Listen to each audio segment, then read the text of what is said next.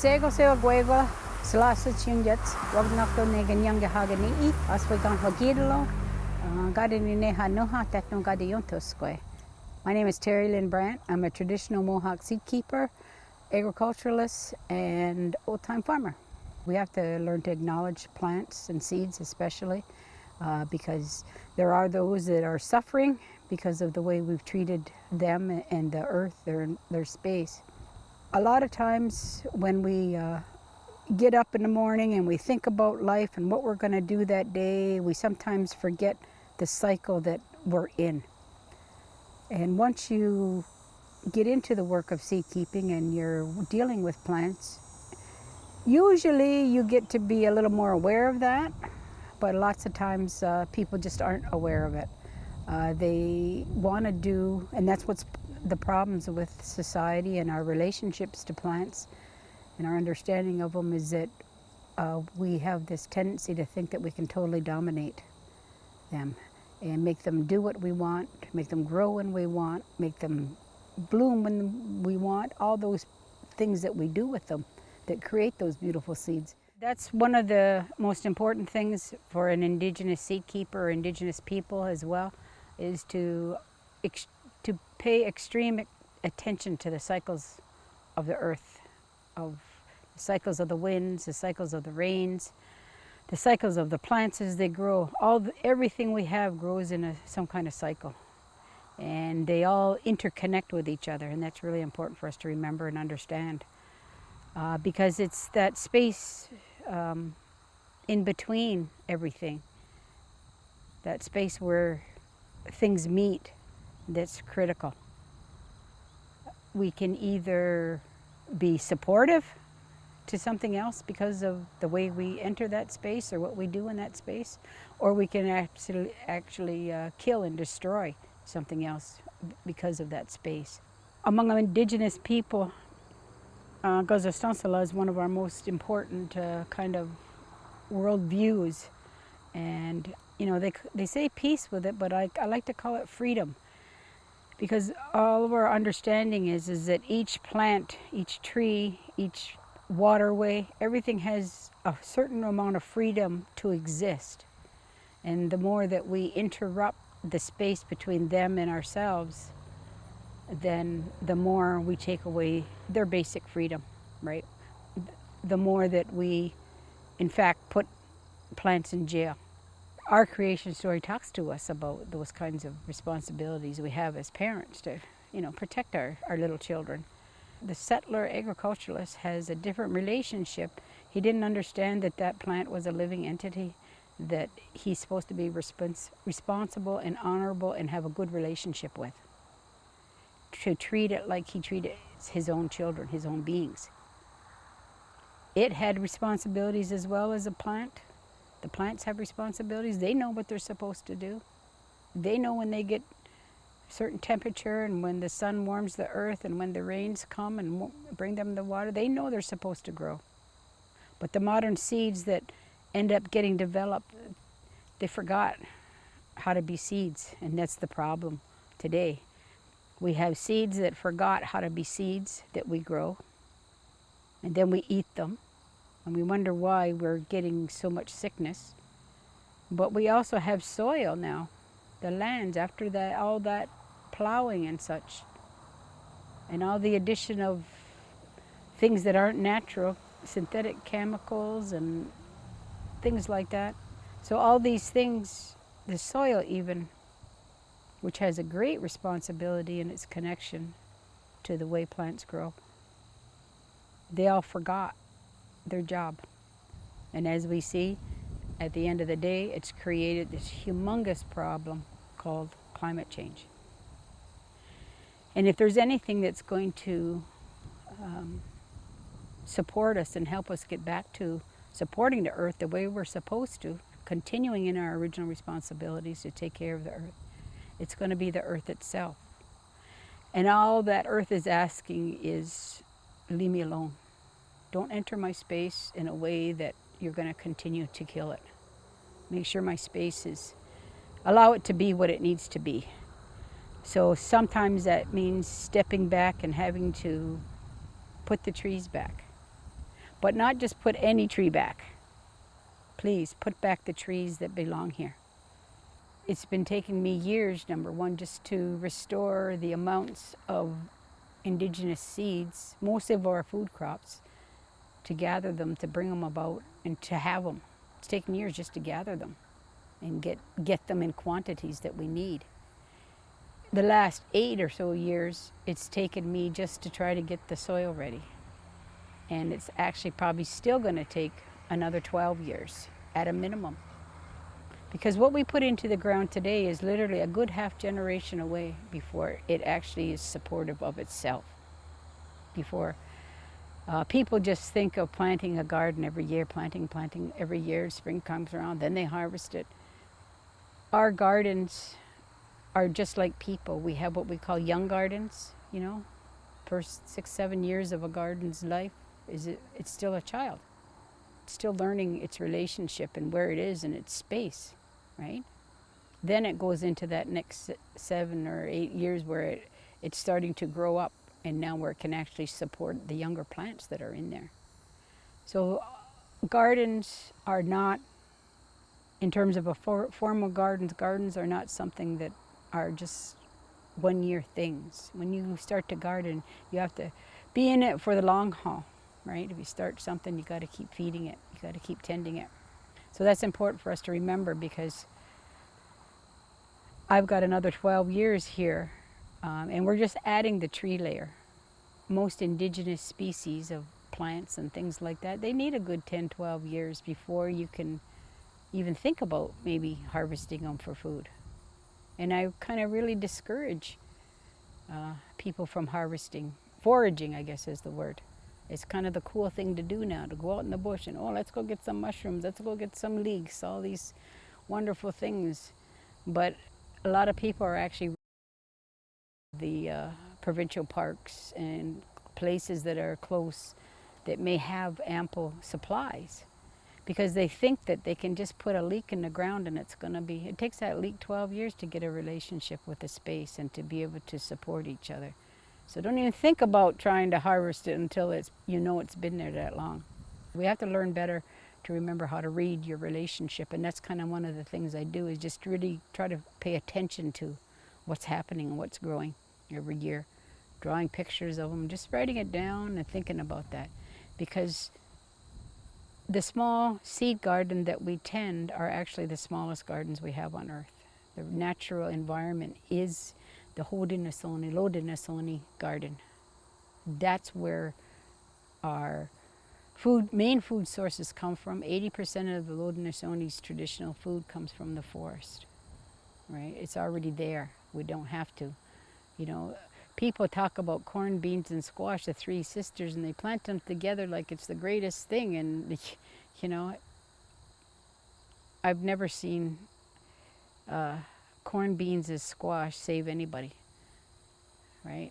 Those are they create relationships, but when you actually look at a traditional agricultural garden, corn, beans, and squash, the three that everybody plants, are maybe three of a mere 11 to 15 plants that actually grow in a Three Sisters garden.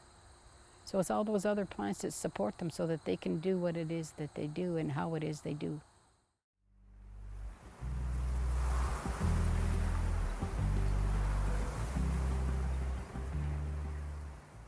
The UN actually directed countries around the world, they said, go work with your Indigenous people. Find out what they've been doing, how they've been growing, what they've been growing, you know. So here in North Canada, United States, and Mexico, they kind of formed this group, and I was part of that group where they worked with Indigenous people, and they asked me to come in and see what they were doing. So what did Canada do? Its scientists went away. It took actually it was our white corn is the thing and what they decided to do was to think about what product from an Indigenous perspective could they grow and create into a product that could end up on a grocery store shelf that Canadians could buy, and hopefully solving the world food insecurity problem.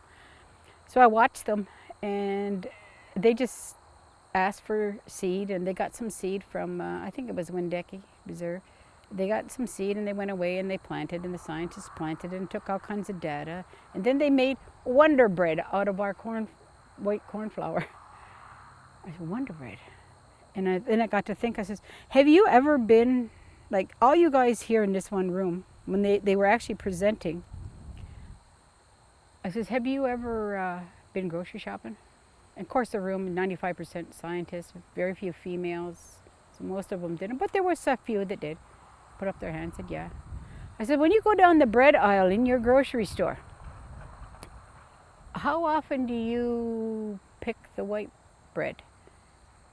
I said, like, and where is that white bread? And so it's usually kind of off to the side there. And then you go through, and the majority of the shelves now are lined with all kinds of beautiful, what we call artisan breads.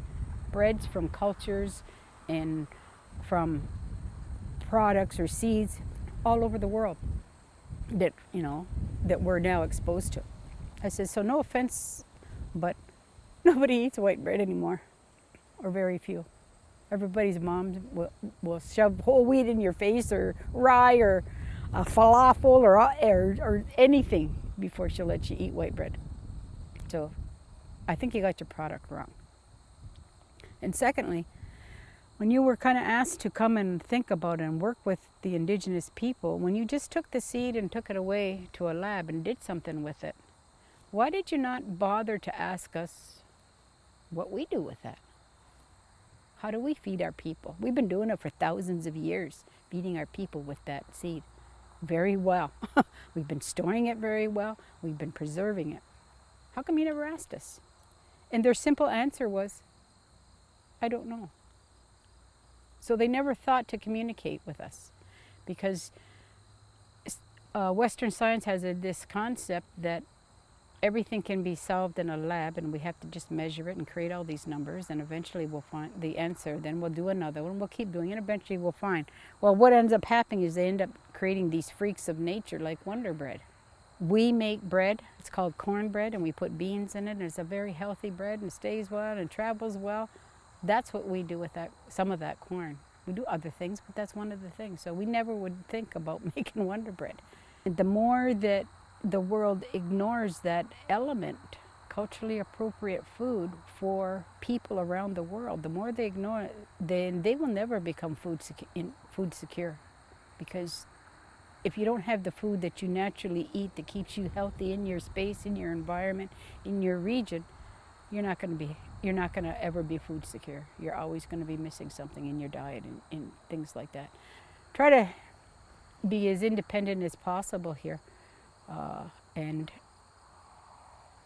share what we know, what we have, because without that concept of sharing, nobody will ever become food secure. You have to share. It's just part of it. Among the Haudenosaunee people, our greatest cultural ethic is compassion. And the way we show our greatest passion is to feed the people. And there's not a ceremony that we have where our Indigenous foods are not a tremendous, they're the main part. As soon as ceremony starts, right away the thoughts go to, what food do we need? What shall we serve? Right? So, and getting enough ready so that all the people can enjoy. Because that's what compassion is about, and that's what food security is about, is being able to never see people go without.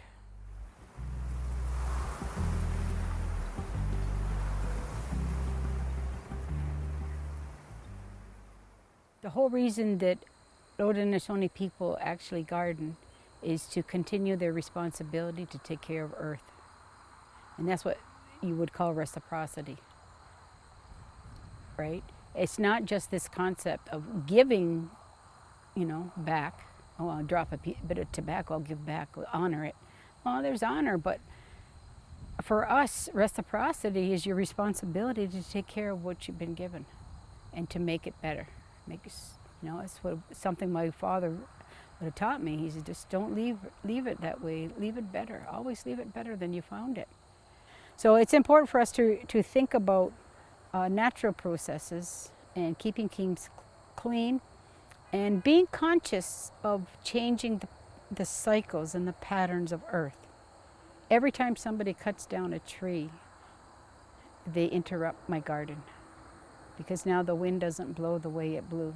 Now the wind's going to blow and whip right through and dry up my garden, where that tree used to, even though he was, 100 feet away, he protected my garden so it didn't dry up every year. So watching everything we do when we change the course of the water, right?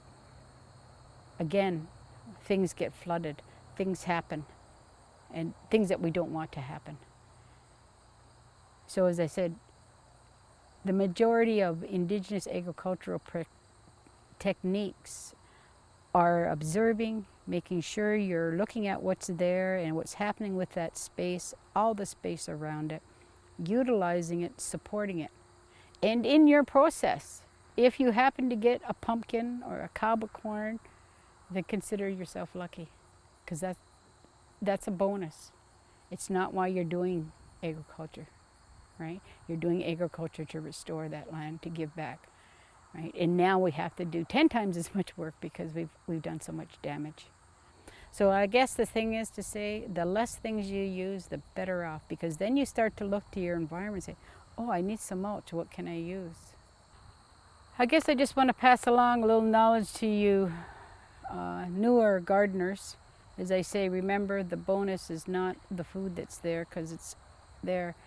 It's that making sure you're staying in step with that garden. So just do it a little at a time, just a small space. Something that you can handle, that you don't necessarily have to go and hire the local guy next door and rototill it all up and mess it all up, and just get what you can handle, right? With your own hands, your own small hand tools. And I think you'll find that you'll develop a relationship, and don't read any books for a while. If I could say don't read books, me being a former teacher for 35 years, I would say don't read any books for a while. Just go out there and do what you can and learn from what you can, And I think you'll have a better relationship, right, if you do that. Just talk to the old people that are there gardening, that have been doing it for many, many years. Visit them, help them, support them, do the things they can't do anymore, right? And then see how they're doing things. That's the best, what I would say is the best tip I can give you. So, nyawa.